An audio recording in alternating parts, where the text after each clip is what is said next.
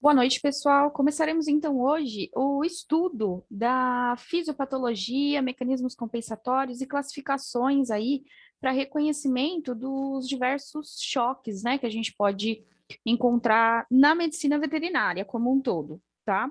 Então essa aula ela se aplica tanto a pequenos animais quanto a grandes animais. Óbvio que existe uma delimitação com relação a exames, a diagnóstico, ao desenvolvimento e tratamento para cada uma das espécies.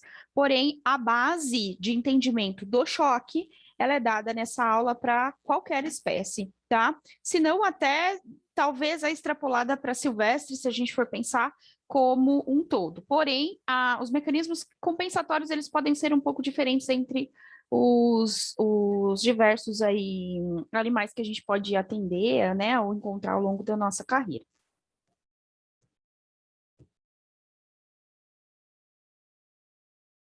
Bom, primeiro a gente precisa começar definindo, né, o que é choque. Então, é muito comum a gente ouvir na clínica médica, né, de um modo geral, um animal que chega mal, né, no decorrer ali de determinada doença, ele está ali cursando para o fim da vida, e aí alguém vira e fala assim, nossa, ele está em choque, né? Então, por que que essa pessoa falou isso, né? Da onde ele tirou essa classificação, essa característica de que o paciente está em choque? A gente define como choque alterações relacionadas à parte circulatória, né? Então, existe até um livro de emergências clínicas da USP que eles definem, eu acho que é uma definição muito legal, eu já ouvi em alguns vídeos e li também no livro, que ele diz o seguinte, que por definição, choque é uma síndrome, ou seja, eu vou falar de mais de uma alteração, caracterizada pela incapacidade do sistema circulatório em entregar o oxigênio aos tecidos. E se a gente for pensar, e a gente vai revisar a fisiologia circulatória, isso envolve muitos mecanismos. A entrega de oxigênio para todo mundo é um mecanismo bem complexo. Então, essa síndrome ela pode mover um sistema ou mais, um ponto ou mais, um fator ou mais, dentro de toda essa dinâmica de entrega de oxigênio. E isso leva a uma disfunção multissistêmica, ou seja, a característica do choque é que eu tenha mais de uma disfunção e não só uma, podendo ou não evoluir ao óbito, né? Evoluir aí para o paciente vir à morte. Uma outra definição um pouco mais simples, né, que a gente pode entender o que é o choque, é uma hipoperfusão, ou seja, quando algum tecido deixou de receber aquele volume de sangue, ou oxigênio, ou energia, resultante do desequilíbrio entre a oferta de oxigênio e o consumo de oxigênio. Então, tem doenças que o paciente, ele entra em choque porque o consumo está muito alto e a oferta está muito baixa, tá? É o clássico choque séptico. No choque séptico acontece isso. O choque séptico é um dos choques, dentre todos que a gente vai falar, um dos choques mais complexos de se entender, porque a fisiopatologia, ela é multifatorial, tá? Então, não é só por uma bactéria o problema. O problema, na verdade, está em mais de um fator, em mais de um gatilho. Então, a partir dessa aula, quando alguém virar para vocês e falar assim, o paciente está em choque, a primeira imagem que vem na cabeça de vocês vai ser uma das duas embaixo, né? Então, ou é choque elétrico ou ele está chocando. Então, fala assim, o paciente está chocando. Quem choca é a galinha, né? A partir de hoje, a gente vai começar a dar nome, mas que choque que é? Né, do que é que você está falando. E aí, essa imagem que vai vir na cabeça de vocês. O paciente está chocando, não vai ser mais a galinha lá em cima dos ovinhos, vai ser essa imagem que a gente vai imaginar. Então, a gente pegou lá o último ponto do aparelho circulatório, lá do sistema circulatório, a gente foi lá na raiz do problema. Então, aqui nessa figura, está sendo demonstrado um fluxo, né, na artéria, na parte arterial. Essas artérias, elas vão se dividindo, se ramificando, até chegar na menor artéria que a gente tem, que são as arteríolas.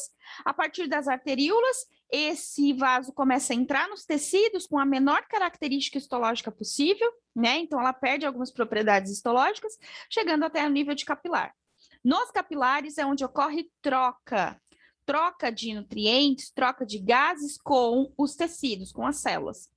Então, é entregue oxigênio, é entregue glicose e é retirado dessa célula como um produto ali do metabolismo dela, o gás carbônico, o calor e tudo mais, tá? Então, existem substratos ali que vão ser retirados, como o gás carbônico.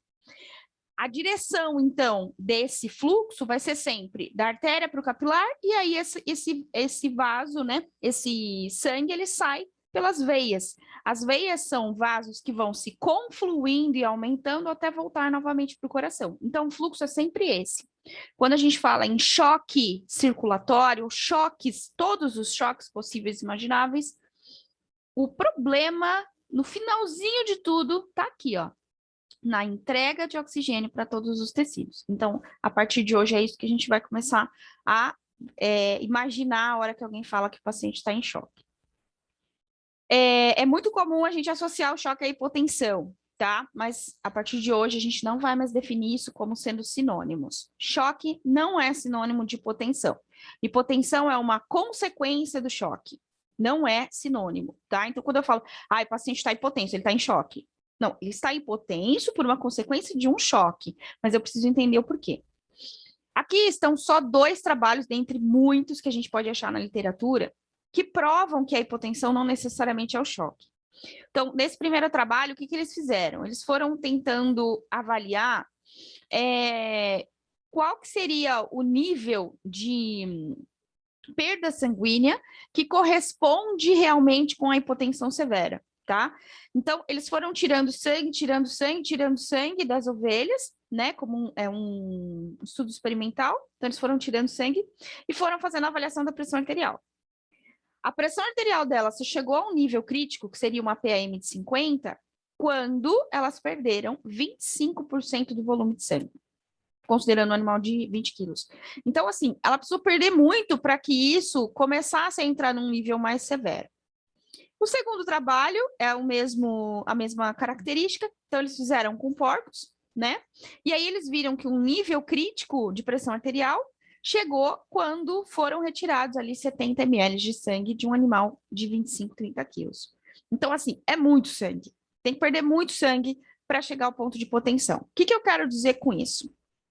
A gente vai usar esse trabalho novamente um pouco lá na frente, mas o choque, ele não é caracterizado como uma perda de volume intensa, nada disso, não necessariamente está relacionado a volume. Então, eu posso usar o critério de avaliação de pressão arterial como um critério único para a classificação do choque? Não, tá? Então, vocês vão ver que o critério ele é um pouquinho mais detalhado, um pouquinho mais complexo até do que só avaliar uma pressão arterial e caracterizar que o animal está em choque. Bom, pensando então na fisiopatologia, eu gosto bastante desse desenho porque ele é um desenho bem dinâmico, né? Quando a gente pensa em aparelho circulatório, a gente tem que lembrar dessas figuras. O aparelho circulatório ele não tem começo, meio e fim, ele é contínuo, ele é um ciclo contínuo. Então, se a gente for pensar em todos os componentes desse ciclo de uma maneira bem resumida, eu tenho um componente respiratório que colabora para essa entrega de oxigênio, por quê? Porque é ele que capta o oxigênio, concentra nos alvéolos esse oxigênio vai passar, então, para o leito arterial. Esse sangue agora com característica de alta concentração de oxigênio, o sangue arterial, ele volta para o coração. Tá? Então, existem vários fatores aqui que colaboram para essa concentração. A saturação arterial de oxigênio e a quantidade, por exemplo, de hemoglobina. A quantidade de hemoglobina está muito relacionada à concentração de oxigênio nesse leito.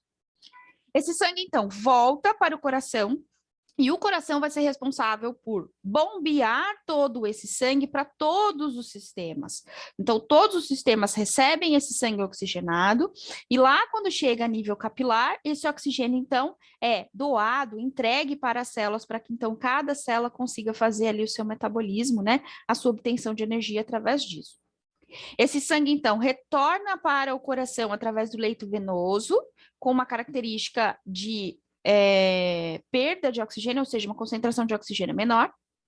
Ele volta, então, para o coração e o lado direito do coração é responsável por bombear esse fluxo de sangue de volta para o componente respiratório, para que, então, seja feita ali a oxigenação do sangue, tá? Vocês concordam comigo que se a gente for pensar nisso tudo como uma esteira de produção ou uma locomotiva, todo mundo precisa estar funcionando muito bem. Se eu tiver falha em um, compromete lá na frente o outro. Isso é o choque, né? É quando um desses componentes, ou mais de um desses componentes, começam a falhar por etiologias diferentes, né? E aí a gente vai revisar cada uma aí dessas fórmulas, a gente vai destrinchar a fórmula da hemodinâmica. Não dá para deixar de falar de hemodinâmica nessa aula. Mas é muito importante vocês lembrarem, quando vocês pegarem um paciente em choque, lembrem dessa figura. Pensa assim, ó, aonde eu vou investigar? Eu vou investigar pulmão? Eu vou investigar coração? Eu vou investigar microcirculação? Eu vou investigar o volume que está voltando, que está preenchendo o coração de novo, para que o coração envie esse volume de sangue de volta para o sistema respiratório para então ser oxigenado, tá? Então, muitas vezes no paciente crítico, quando a gente não está achando a resposta, a gente precisa realmente de exames para poder auxiliar, tá? E existem aí alguns exames que nos auxiliam no dia a dia. Bom, para entender a fisiopatologia dos choques, a gente não pode deixar algumas fórmulas para trás, né? Então, a gente vai ter que revisar essas fórmulas e elas vão nos ajudar a diagnosticar o paciente lá na frente. Tudo que a gente está falando aqui, todos os choques, independente da etiologia, eles estão correlacionados com, em algum ponto, um déficit na oferta de oxigênio. Oferta de oxigênio, né, tem como sigla ali DO2. Então, quando o DO2 está baixo, esse paciente pode entrar ali em um estado de choque circulatório, né, por conta dessa entrega diminuída. Esses órgãos, eles vão entrar em falência porque estão recebendo menos oxigênio. A entrega de oxigênio, ela tem uma fórmula matemática, uma fórmula matemática, né, para que a gente consiga entregar oxigênio para todo mundo. Então, a oferta de oxigênio, ela é dependente de dois fatores, do débito cardíaco é o volume de sangue que é ejetado pelo coração dentro de 1 minuto.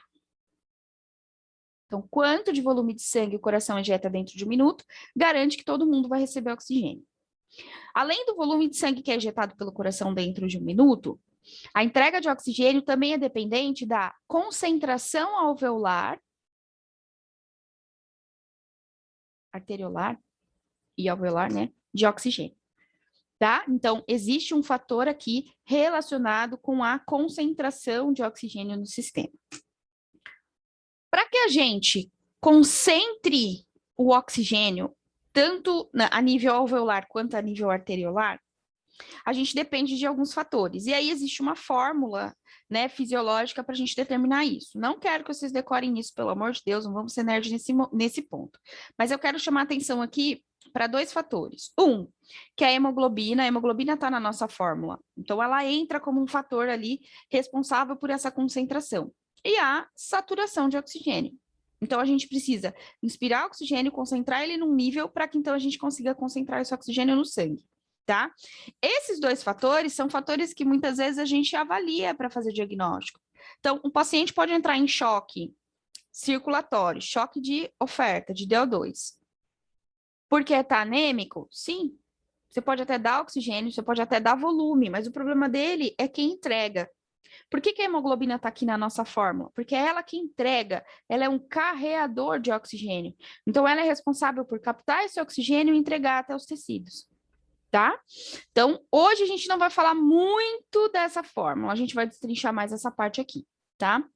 O volume de sangue ejetado pelo coração, ele é dependente de 2 outros fatores, então a gente consegue destrinchar essa fórmula para mais uma multiplicação. O volume sistólico, o volume ejetado pelos ventrículos, vezes o número de vezes com que esse coração contrai, garante débito, né? Então, volume sistólico é o volume de sangue que o coração ejeta, cada vez que ele contrai. E quantas vezes ele contrai determina o débito cardíaco.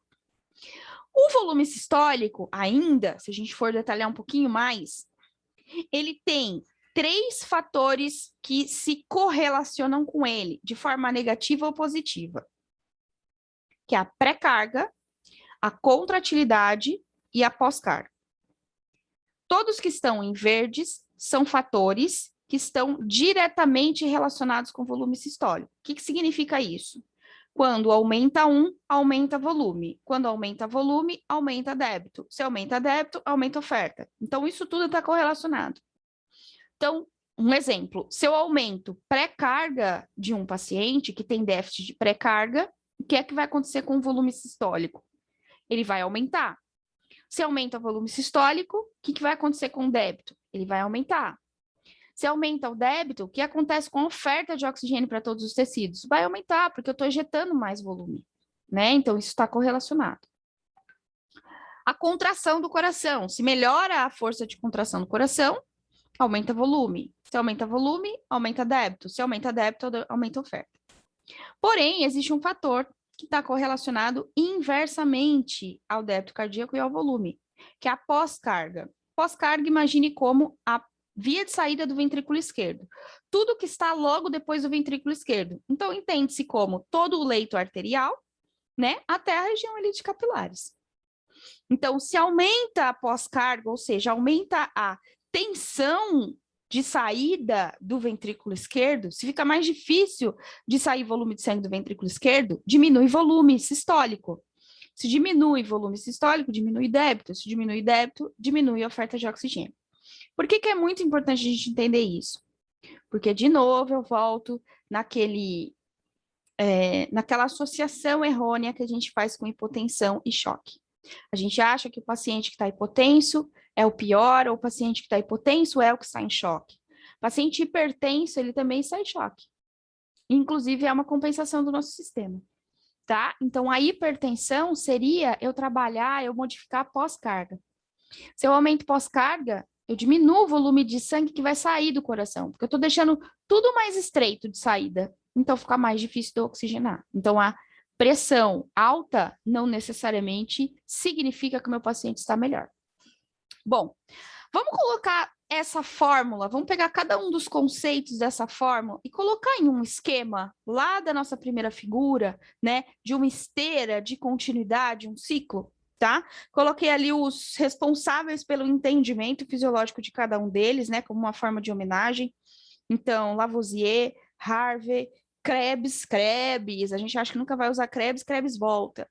E Starling, né, Frank Starling, que determinou aí a equação da microcirculação. Então, graças a eles, hoje a gente consegue salvar muita vida, né? Então, vamos colocar aqui cada um dos conceitos da nossa forma. Quando a gente está falando de concentração arteriolar de oxigênio, a gente está falando nesse nível aqui, certo? Então, os pulmões, eles captam oxigênio, esse oxigênio se concentra nos alvéolos, ele passa, então, aqui nos capilares alveolares, né, por esse fluxo de sangue que está passando, e isso garante a oxigenação aqui do sangue que volta para o coração, de um sangue arterial, tá? Então, quando a gente pensa nesse fator, a gente está pensando aonde? Aqui. Então, alterações nesse ponto da nossa fórmula estão correlacionadas com esse local aqui, esse componente pulmonar, componente respiratório, e com o sangue, né? Se a gente for pensar também, aqui o sangue, ele colabora, né? É um componente importante desse sistema. Bom, além do conteúdo, né, arteriolar de oxigênio, o que é que pode colaborar para desenvolvimento de um choque? O débito cardíaco. O débito cardíaco é o quê? É o volume de sangue que é ejetado pelo ventrículo esquerdo todas as vezes que ele contrai, contado dentro de 1 minuto. Então, o volume de sangue que é ejetado pelo coração dentro de 1 minuto é o débito cardíaco.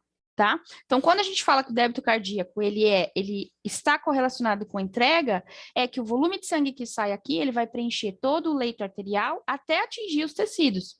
E aí, como esse volume de sangue ele está oxigenado aqui pelos pulmões, então ele entrega oxigênio para todo mundo, ele sai entregando oxigênio para todo mundo, certo? Qual é a correlação do débito cardíaco com a entrega? Ela é direta. Então, se cai débito cardíaco, automaticamente vai cair a entrega, né? Olha só, é só colocar no esquema que fica tudo muito mais fácil. Vamos pegar uma outra variável. O volume sistólico a gente vai destrinchar, porque o volume sistólico é esse volume de sangue ejetado aqui pelo ventrículo a cada vez que ele contrai. A frequência cardíaca é o número de vezes, o número de sístoles que esse coração promove dentro de 1 minuto. Então, por que tem que ser fisiológica? Porque existe um valor de débito. Então, a frequência cardíaca, qual é a correlação dela com a entrega? É direta. Se cai a frequência cardíaca, cai a entrega, porque vai diminuir o volume que é ejetado aqui dentro de 1 minuto. O débito cardíaco é a frequência cardíaca vezes o volume sistólico. É uma fórmula matemática. Se é uma fórmula matemática, caiu um valor, consequentemente, meu resultado vai cair, tá? Então, são fatores que estão diretamente relacionados com a entrega. Então, o volume sistólico, por que que o volume sistólico está diretamente relacionado ao débito, diretamente relacionado à entrega? Porque o volume sistólico não é o volume de sangue que é ejetado pelo coração cada vez que ele contrai. Então, se sai menos, eu vou entregar menos lá na frente, né? É uma questão de esteirinha básica. Agora, vamos destrinchar o volume sistólico, que é aquele vermelhinho que está ali no ventrículo esquerdo. O volume sistólico, ele tem 3 fatores de correlação: pré-carga, contratilidade e pós-carga. Pré-carga, o próprio nome já está falando, ó, pré-carga. Carga seria o coração. Então, pré-carga é tudo que está antes do coração. Tudo que está daqui para cá, certo? Tudo que está daqui para cá não é leito venoso? Não é retorno venoso? Ou seja, retorno venoso, o leito venoso, ele é um leito de acomodação, ele é um leito de complacência, tá?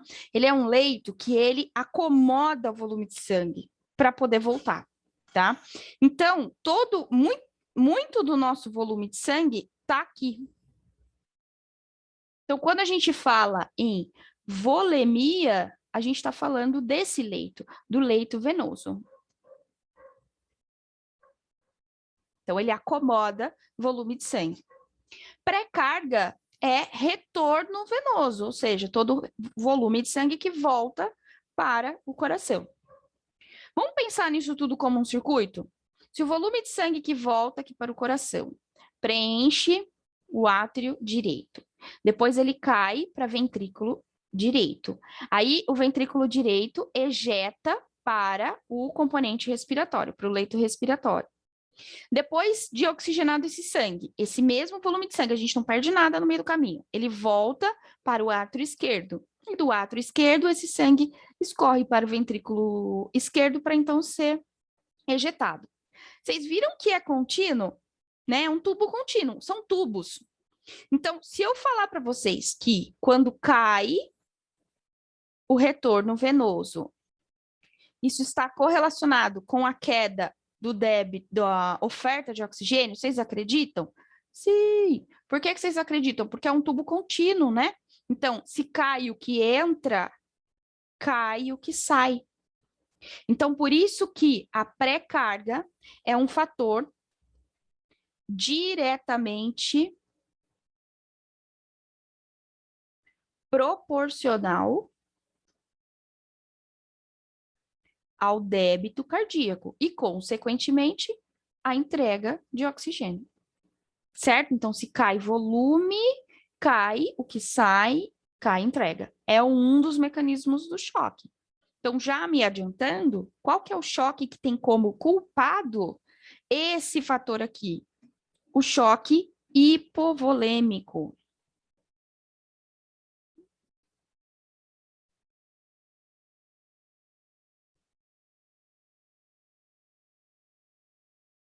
Choque hipovolêmico, ele é classificado como um choque de baixo volume, né? Baixo volume por diversas causas que a gente já vai discutir mais para frente, tá? Então, pré-carga é um fator que está diretamente relacionado ao débito cardíaco. Débito cardíaco é um fator que está diretamente relacionado à entrega. Então, se cai pré-carga, cai débito, cai a entrega de oxigênio, ok? Vamos para o próximo fator, então. Próximo fator aqui está relacionado ao músculo cardíaco, a contratilidade dele. Vocês concordam comigo que essa câmera, se ela contrai menos, o volume de sangue que está aqui vai sair em menor quantidade. Se ela contrai mais, o volume de sangue que está aqui vai sair em maior quantidade, certo? Então, a contratilidade, que é a bomba cardíaca, ela é um fator que está diretamente relacionado ao débito cardíaco. Por quê? Porque se a força de contração do músculo cai, o volume de sangue que está aqui vai ser menor, ejetado ali para o leito arterial. Se cai volume de sangue ejetado, cai débito. Se cai débito, cai oferta. Então, é um fator que está diretamente relacionado, né, é proporcional ali ao débito cardíaco. Já adiantando o entendimento dos nossos choques, um dos choques que está relacionado à contratilidade é o choque cardiogênico. O culpado é o pobrezinho do coração. Então, no choque cardiogênico, o paciente começa a ter déficit de entrega de oxigênio por déficit de contratilidade do músculo cardíaco. O músculo cardíaco vai ficando cada vez mais fraco, né? Quanto menos intensa é a contração, menor é o volume que ele consegue ejetar. E ele vai ficando cada vez mais fraco. Imagine o coração no choque cardiogênico como um coração que funciona como um elástico velho, um elástico de dinheiro velho, né? Então ele não consegue contrair, ok?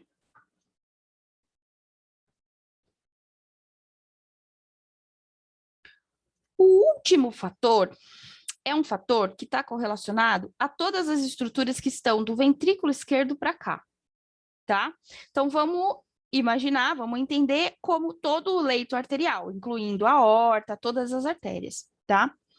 Pós-carga, por definição, é a tensão que é exercida dentro dessa cavidade, dentro aqui da parede dos ventrículos esquerdos, né, principalmente, toda vez que ele contrai, para ter que jogar esse volume de sangue para cá, tá? Então, pós-carga é a tensão exercida contra a parede do ventrículo esquerdo, toda vez que ele contrai.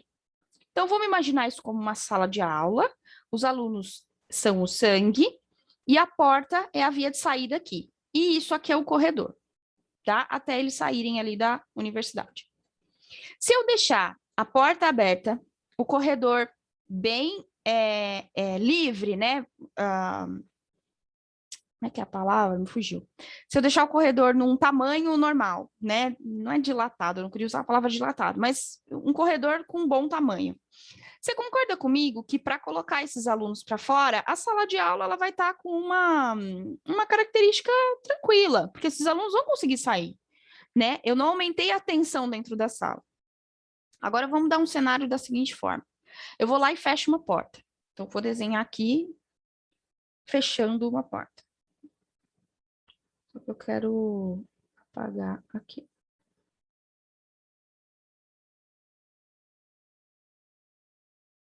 Então, eu venho aqui, ó, e vou estreitar a minha porta, ó.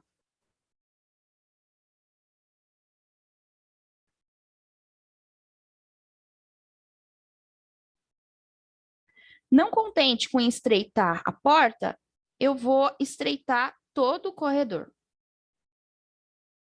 Diminuir o tamanho do corredor de vocês. Deixei ele bem estreitinho, bem estreitinho.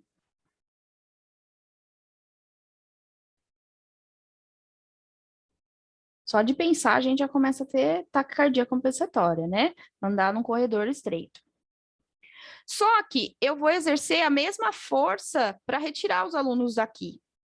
O que vocês acham que vai acontecer dentro da sala de aula? Vai ficar tenso, tá?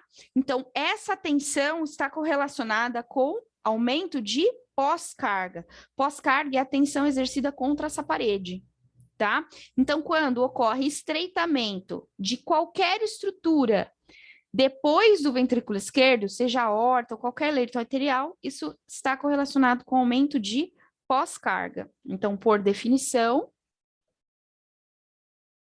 pós-carga é tudo que está depois do coração. Tudo que está depois do coração, a gente está falando de leito arterial. E, inclusive, estruturas, né, relacionadas ali às artérias, aorta, artérias maiores e artérias menores. Como eu estou falando para vocês que quando a pós-carga aumenta, fica mais difícil de tirar os alunos para o corredor, o que vocês acham que vai acontecer com o número de alunos que transita aqui pelo corredor? Ele vai diminuir. Então, a pós-carga é um dos fatores que estão inversamente proporcional. Qual a cor que eu vou usar? Vou usar azul. Então, é um fator que está inversamente proporcional ao débito.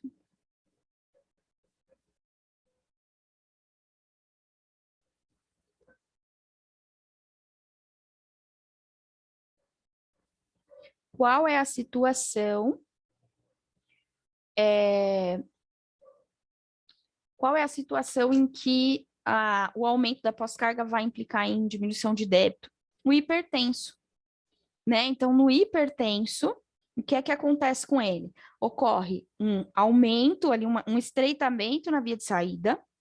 O ventrículo vai ter que trabalhar mais, então existe uma fase compensatória, mas ele vai ter que trabalhar mais para colocar o mesmo volume de sangue para cá, tá? Então, o aumento da pós-carga implica numa diminuição do débito cardíaco. Então, é o único fator que é inversamente proporcional ao débito cardíaco, tá? É a pós-carga. E um dos fatores que mudam pós-carga é a pressão arterial. Pressão arterial não é sinônimo de pós-carga, mas pressão arterial muda a característica da pós-carga, tá? A pós-carga ela não está diretamente relacionada a um choque, a fisiopatologia do choque, mas ela pode estar relacionada à piora ali do quadro clínico do nosso paciente, tá? Então, por exemplo, vamos encaixar outros choques aqui utilizando o mesmo desenho. Falamos do choque hipovolêmico, falamos do choque cardiogênico. Falta aqui pra gente o choque distributivo. No choque distributivo, o que é que a gente observa aqui de fisiopatologia? Ocorre uma dilatação da via de entrega. Então, essas vias, né, do leito arterial, eles ficam mais dilatados. Se ocorre uma dilatação aqui das vias que entregam o oxigênio, isso faz cair a pressão, por exemplo, e faz cair fluxo que está passando por aqui. Então, esse é um dos desenvolvimentos do choque séptico ou choque distributivo.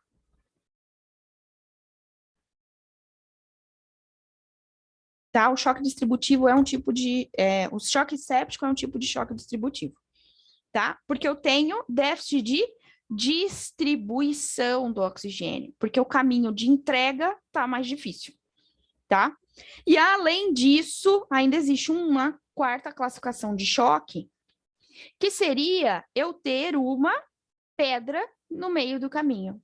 Então, por algum motivo, eu tenho um bloqueio aqui no meio do caminho. Seja ele um coágulo, seja ele um corpo estranho, seja ele um déficit anatômico, enfim, a gente já vai falar sobre esses bloqueios.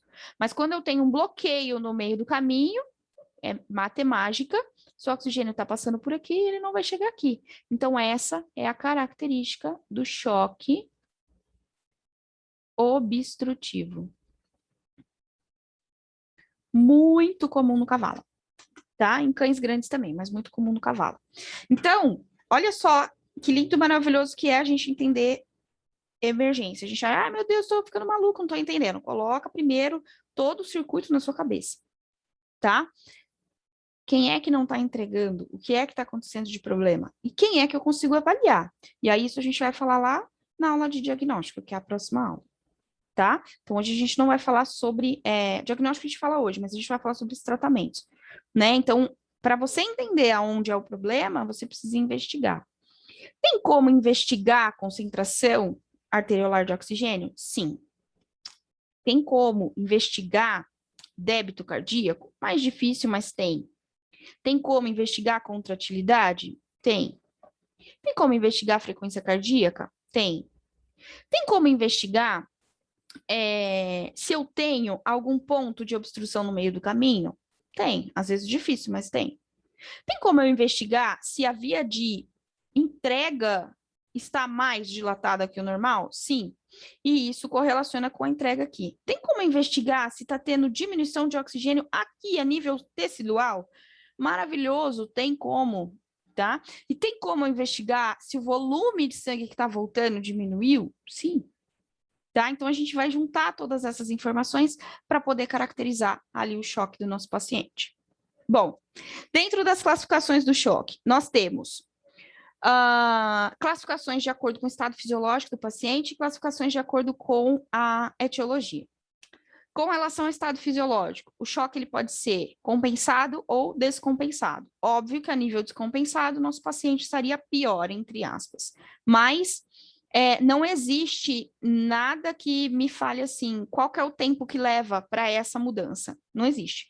Tem paciente que vai levar minutos, tem paciente que vai levar horas, tem paciente que vai levar dias e às vezes semanas.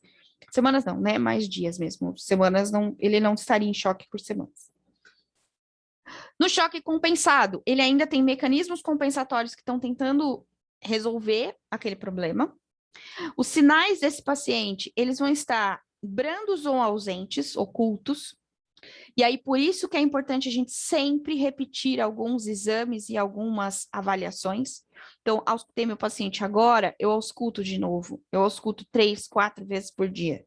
Vi a pressão agora, eu verifico 3, 4, 5 vezes por dia, tá? Por que que a pressão arterial não é sinônimo de choque? Porque ela pode estar normal e na fase compensatória ela está normal. Então, por isso que não é sinônimo. Esperar uma pressão baixar para tratar, isso é uma comida de bola feia.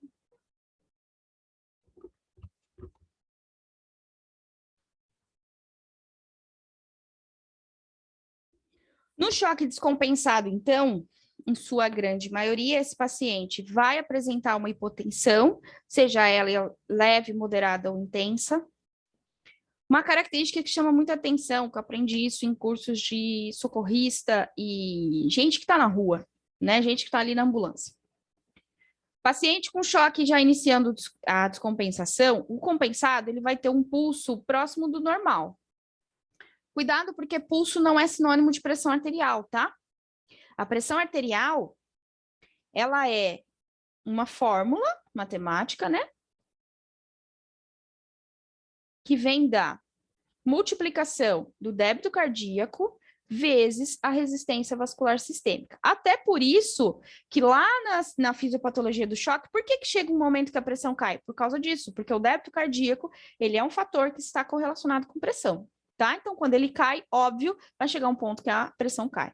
Só que eu tenho um outro fator aqui, que é a resistência. Resistência está correlacionado com o quê? Com o tônus do vaso. Débito é o volume de sangue que está passando por aqui, e resistência é o tônus do vaso, certo? Então, existe um fator de resistência.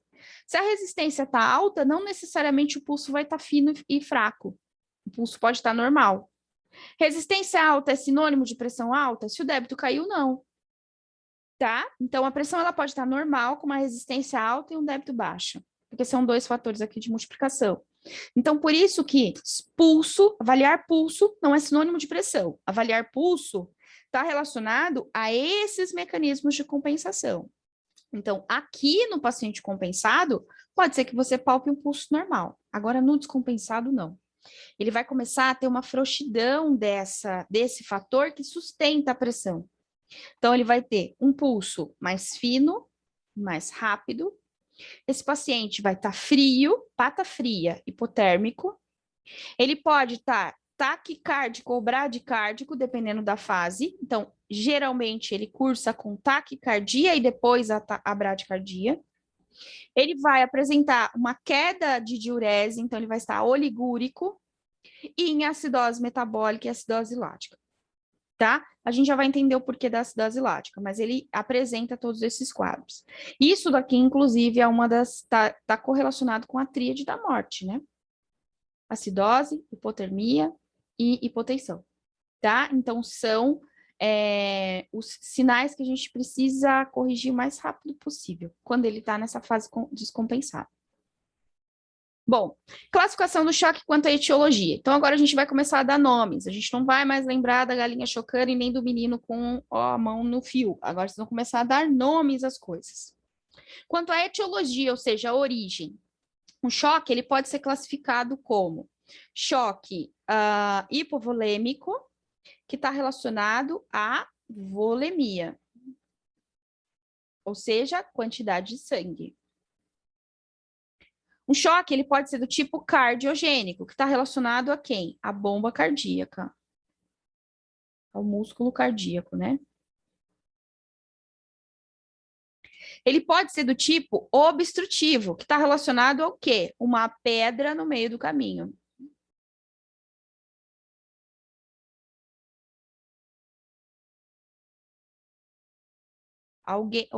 Alguém está obstruindo esse caminho em algum ponto. E geralmente é um ponto mais sistêmico, né? A gente está falando de uma obstrução mais significativa para chegar a nível de choque. E o choque do tipo distributivo, que é um dos mais difíceis de definir, mas a gente hoje já consegue resolver bem, que está relacionado ao quê? A distribuição, a entrega e consumo do oxigênio. Por que eu coloquei consumo? Porque o choque séptico, hoje a gente já sabe que ele é um choque que... Por que o paciente chegou em choque? Porque ele está vasodilatado, ele não responde aos mecanismos compensatórios e ele tem um aumento na retirada de oxigênio daquele leito capilar, por conta da doença, tá? Então, é um choque tanto de déficit de entrega quanto de déficit de consumo, tá? Então, é um choque de distribuição. Destrinchando ainda um pouquinho mais, o choque hipovolêmico, ele tem duas classificações. Ele pode ser do tipo hemorrágico e não hemorrágico. O choque hemorrágico seria aquele que houve perda de sangue. O não hemorrágico, ele não necessariamente está relacionado à perda de sangue, mas sim à perda de volume. Vocês conseguem lembrar um paciente que pode chegar a evoluir para um choque não hemorrágico? Por exemplo, a desidratação severa. E aí eu vou colocar aqui como exemplo vômitos, né? Doenças que causam muito vômito, ou doenças que causam uma diarreia muito líquida, ou um paciente que não está conseguindo ingerir água ali adequadamente, ou que está perdendo muito volume, tá? Por exemplo, o paciente renal. Tá? Então, esses pacientes, eles podem evoluir para um choque? Sim. Um choque hipovolêmico? Sim. Mas ele não perdeu volume, só que o choque hipovolêmico dele não é hemorrágico, não é por perda de sangue, é por perda de volume sanguíneo, tá? Por desidratação, por perda líquidas, né? Perdas hídricas, por falta de ingestão, tá? Então, isso não é tão comum para a gente na veterinária, na parte renal, sim. Nas parvoviroses, por exemplo, né? Esse paciente cursa em choque por conta da diarreia, mas não é assim, a gente não tem tantos exemplos assim para colocar. No choque hemorrágico, ainda a gente pode classificar ele em traumático e não traumático. Choque hemorrágico traumático, atropelamento, neoplasias abdominais ou neoplasias em regiões de grandes vasos, rupturas, né? Desses vasos ou dessas estruturas. Isso é um choque hemorrágico, quando ele perdeu sangue por um trauma. Um choque hemorrágico não traumático, um paciente que está tendo perda sanguínea por uma determinada patologia, por exemplo, as hepatopatias. Então, eu vou puxar aqui, ó. O hepatopata, por quê? Porque o fígado ele é responsável por produzir fatores de coagulação. Se ele não produz fator de coagulação adequadamente, ele pode vir a sangrar, tá? E não necessariamente foi por um trauma, ele sangra do nada, sem ter nenhum trauma. Deixa eu ver se eu lembro de algum outro exemplo do não traumático hemorrágico. As hematoquesias, né?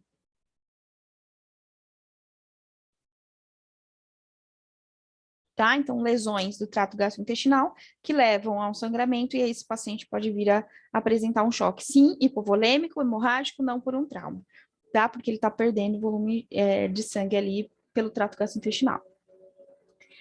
Dentro do choque distributivo, a gente também tem algumas subdivisões. Então, cardiogênico e obstrutivo não tem, é cardiogênico só, é obstrutivo só.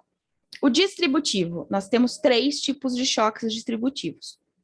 O choque séptico, o choque anafilático, que muita gente esquece dele, né? Mas é uma reação ali de hipersensibilidade a determinada situação.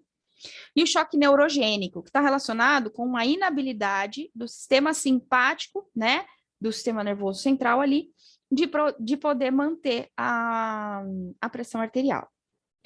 O choque séptico, ele é um choque que está relacionado com algum fator, algum micro-organismo, né? Então, esse paciente, ele desenvolveu aquela síndrome por conta de algum micro-organismo em determinado sistema. E esse micro-organismo, mesmo que localmente, ele causou consequências à distância. Isso é o choque séptico. Como que esse paciente fica? Ele fica vasodilatado, ele fica com baixa responsividade ou nenhuma responsividade a volume, e aí ele tem necessidade de fármacos para poder substituir ali aquele mecanismo compensatório. O choque séptico, ele tem 2 fases.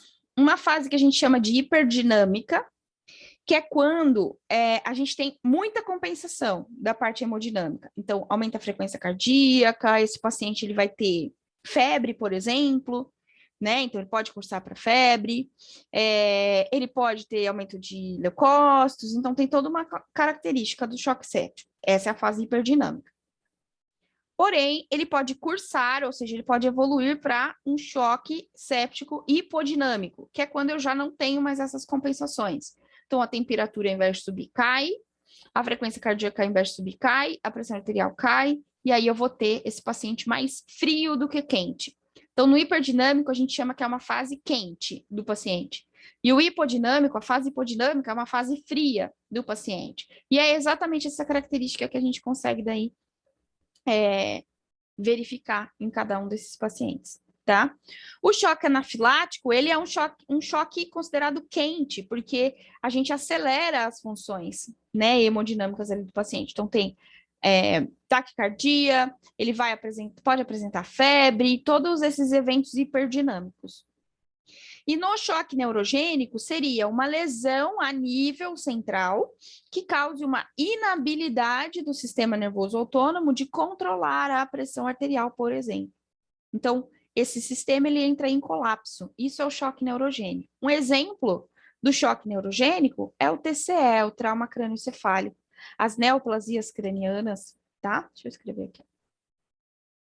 Então, o TCE causa um choque neurogênico, pode causar as neoplasias cranianas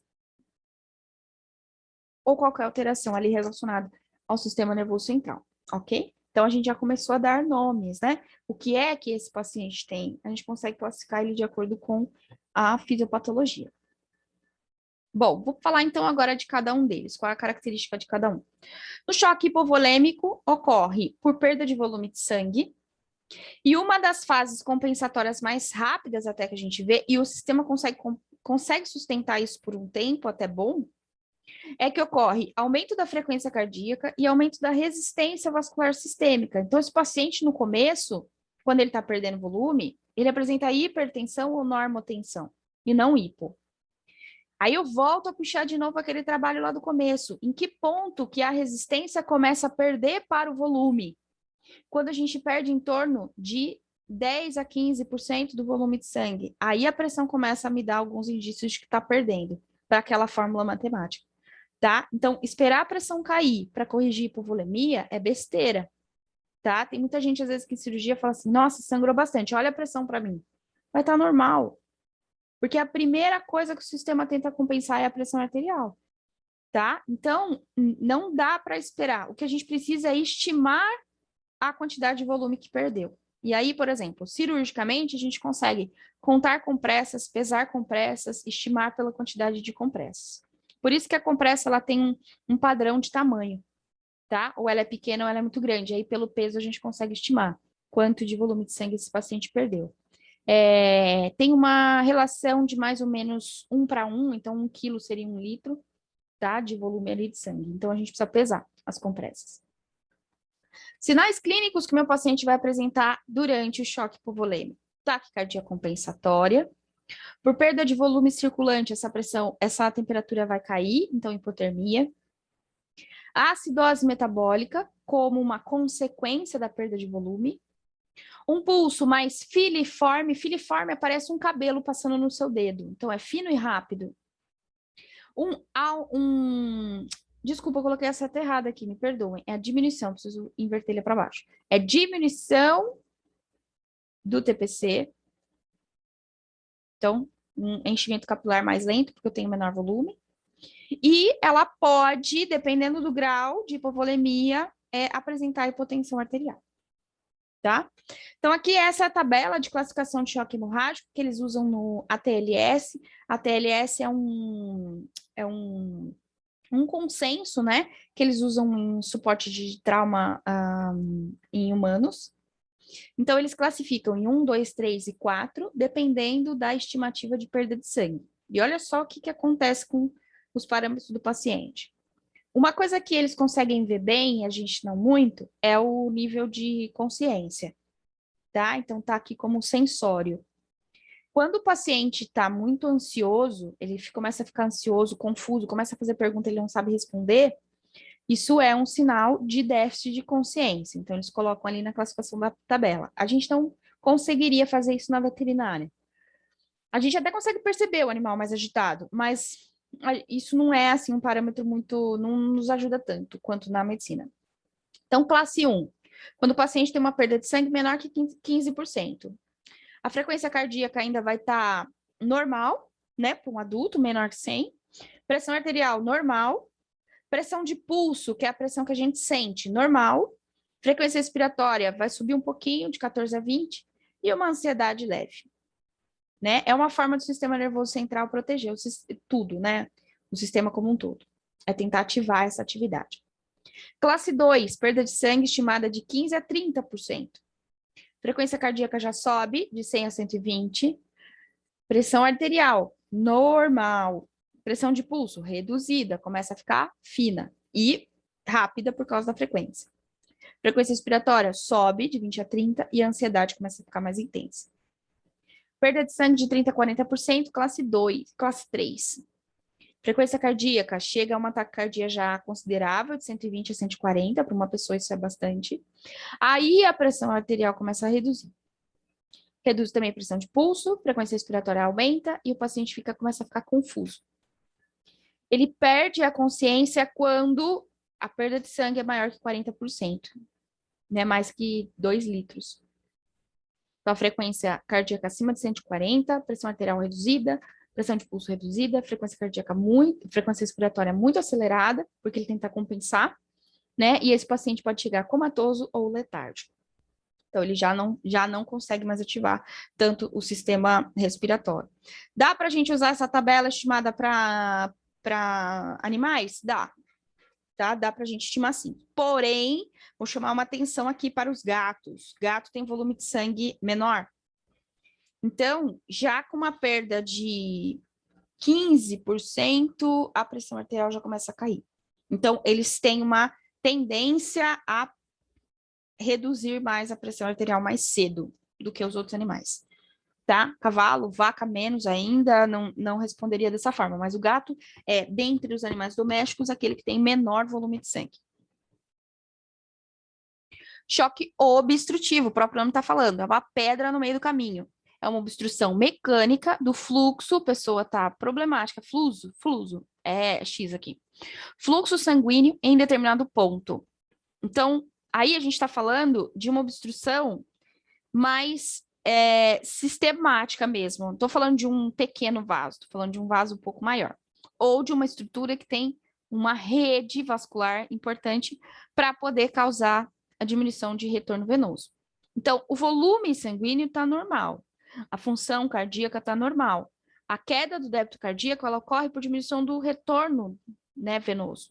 Então, se não volta mais sangue, consequentemente não sai. Por isso que esse paciente choca, né? Porque ele entra em um déficit de oferta por déficit do que está voltando.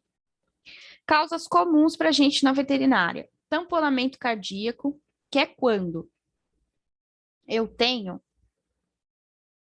O coração tá aqui, bonitinho. E aí, ele não tem uma... Ele é delimitado por uma membrana, que é o pericárdio,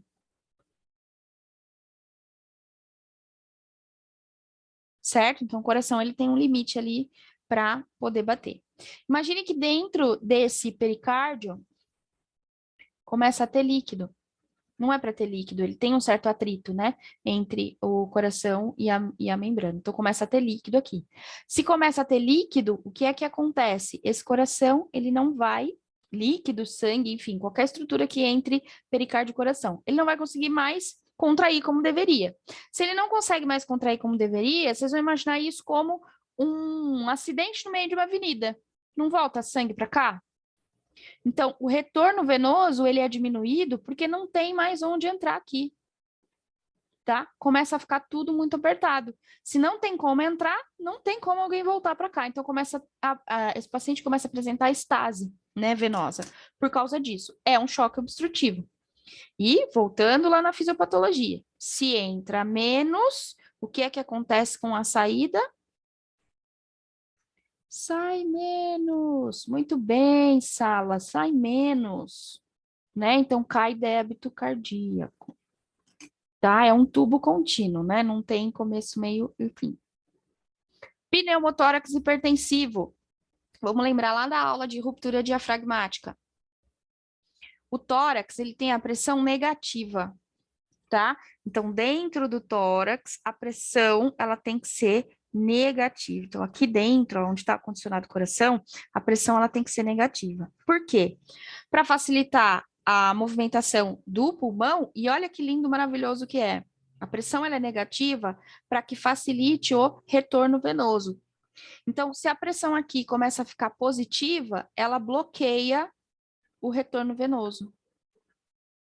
Se eu bloqueio o retorno venoso, diminui o que chega. Se diminui o que chega, diminui o que sai. Isso é tórax hipertensivo ou seja na ruptura, ou seja na ruptura pulmonar, né, quando o paciente começa a perder ar para dentro do tórax. Então, se muda a característica da pressão de dentro da caixa torácica, isso pode mudar o retorno venoso e, consequentemente, diminuir débito. Se diminui débito, diminui a oferta. As torções sistemáticas, que são bem comuns para a gente, né? Então, aqui eu coloquei alguns exemplos. O vôvulo gástrico em cães, síndrome vôvulo gástrica, que é a torção do estômago. Dilatações e torções do trato gastrointestinal em equinos, bastante comum também. Embolias em felinos, então as embolias em região ilíaca, isso pode causar um choque também obstrutivo, tá? Então são situações, corpo estranho em cães, torções mesentéricas em equinos, tá? Então tudo que está relacionado a trato gastrointestinal pode levar a um choque obstrutivo. E aí a gente não está falando exatamente do sistema circulatório só, eu estou falando de um sistema que recebe muito sangue e que não está deixando voltar, tá? Então, imagine aqui, ó, nessa foto. Isso aqui é um estômago. O estômago não é para ser desse tamanho. Olha, ele tá até batendo aqui, ó. Eu não tenho que cor que tá aqui? Preto. Eu não tenho um vaso, né? Uma aorta que tá passando aqui pelo abdômen, que está levando o volume de sangue lá para a região pélvica, ok? Agora, além disso, ainda tem um outro vaso que ele é mais elástico, ele é mais complacente, que é a veia cava. Ela retorna o volume de sangue para o coração. Vocês imaginem se esse estômago está ou não comprimindo isso aqui. Quem é que ganha com relação a vencer essa compressão? É a artéria, certo? A artéria ela tem uma parede mais espessa e menos complacente. Então, a veia ela acaba sofrendo um colabamento. Por que, que a dilatação vulvogástrica pode levar o paciente a choque obstrutivo? Porque não volta mais sangue para o coração, diminui retorno venoso por compressão do leito venoso, tá? Então é uma emergência, inclusive, porque é muita obstrução. No cavalo, então imagine aqui, ó, 15, o seco, olha o tamanho do seco, cólon, tamanho do cólon, ele ocupa uma boa parte, né, ali do abdômen. Imagine esse seco ainda nessa figura, ele está bem tímido, né? Mas imagine esse seco imenso, dilatado, desse tamanho assim, ó. Quem é que ele vai comprimir aqui? Veia cava, né? Então, diminui retorno venoso. Então, isso é um choque, um tipo de choque obstrutivo no cavalo. Na verdade, qualquer torção do trato gastrointestinal pode levar a choque obstrutivo. Por isso que a gente precisa corrigir rápido, é uma emergência, né, cirúrgica. No choque cardiogênico, o problema aqui tá com o coração, né? Tadinha, bonitinho, gif, olha, a linguinha, ó. Olha, belezinha. O problema tá no coração, né? Então, a falha é da bomba cardíaca. Ocorre diminuição de débito cardíaco e, inicialmente, anota aí, inicialmente, o sistema tenta aumentar a resistência vascular sistêmica. Então, o cardiopata, ele chega pra gente, quando em choque cardiogênico, ele pode chegar com uma pressão alta. Por que que a gente não pode negligenciar e falar assim, ah, tá tudo bem, pressão tá tudo bem, vai para casa. Não vai para casa, vai ficar aqui, tá? Porque ele tá compensando só, tá caindo o débito. Por enquanto ele tá compensando, mas vai chegar um ponto em que esse aumento da resistência, diminuição de débito por falha da bomba, vai fazer o coração ficar ainda mais com a linguinha para fora. Ele tem que trabalhar muito para jogar para fora. Eu não falei para vocês que aumento de resistência é aumento de pós-carga? Qual é a pergunta de prova? Acende a luzinha aí, pergunta de prova. Qual é a correlação do aumento da pressão arterial com diminuição do volume de sangue que é ejetado pelo ventrículo esquerdo? É como eu fechasse o corredor, fica mais difícil os alunos passarem. Então, se eu aumento a pressão arterial, eu diminuo o volume de sangue que sai. Tá? Então, essa é a correlação. Por isso que isso aqui é uma emergência. Né? Por isso que esse paciente tem que ficar do nosso lado, porque esse aumento de resistência não é algo bom, é algo compensatório. Ele está tentando resolver, mas lá na frente ele vai pagar o preço por isso, tá? Mais comuns para a gente, as cardiopatias diversas que cursam em insuficiência cardíaca, tá? Então, todas as doenças que levam à insuficiência cardíaca.